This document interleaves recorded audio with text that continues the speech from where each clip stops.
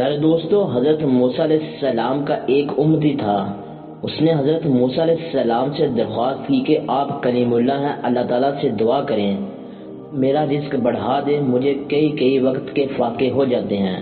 حضرت موسیٰ علیہ السلام نے بارگاہ خداوندی میں اس کی درخواست پیش کی تو بتایا گیا کہ اس آدمی کی قسمت میں قلیل روزی ہے، اس لیے ہمارے ہاں سے تھوڑا تھوڑا کر کے اسے روز دیا جاتا ہے تاکہ آخر تک ملتا رہے۔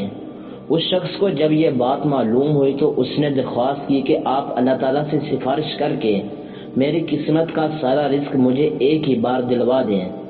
اللہ تعالیٰ نے حضرت موسیٰ علیہ السلام کی دعا قبول کی اور اس غریب شخص کی تمام روزی ایک ہی بار مل گئی۔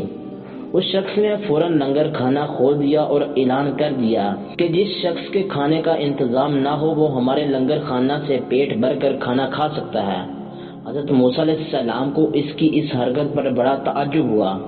انہوں نے اسے سمجھانے کی کوشش کی لیکن جب وہ نہ مانا تو مایوس ہو کر آپ علیہ السلام چلے گئے۔ ایک ہفتے کے بعد ان کا ادھر سے گزر ہوا تو دیکھا کہ لنگر کھانا ابھی تک جاری ہے۔ دوسری مرتبہ وہ 1 ماہ بعد اور پھر تیسری مرتبہ 6 ماہ بعد ادھر سے گزرے تو آپ نے حسب معمول اسی طرح لوگوں کو لنگر کھانے سے کھانا کھاتے دیکھا۔ ان کا خیال تھا کہ اس غریب آدمی کی دریا دلی کی بدولت سارا رزق چند روز میں ختم ہو جائے گا، مگر لنگر کھانا ابھی تک مسلسل جاری تھا۔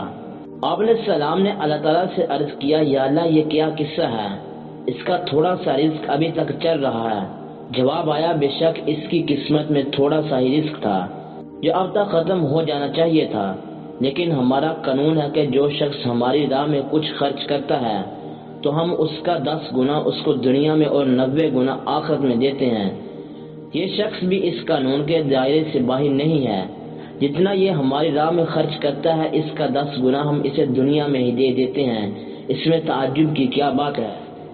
اس لیے پیارے دوستو، اللہ پاک فرماتا ہے کہ تم میری راہ میں 1 روپیہ خرچ کرو، میں تمہیں 10 گنا زیادہ دوں گا، لیکن ہمارا ایمان ہے کہ ہم اللہ کی راہ میں دینے کے لیے کتراتے ہیں۔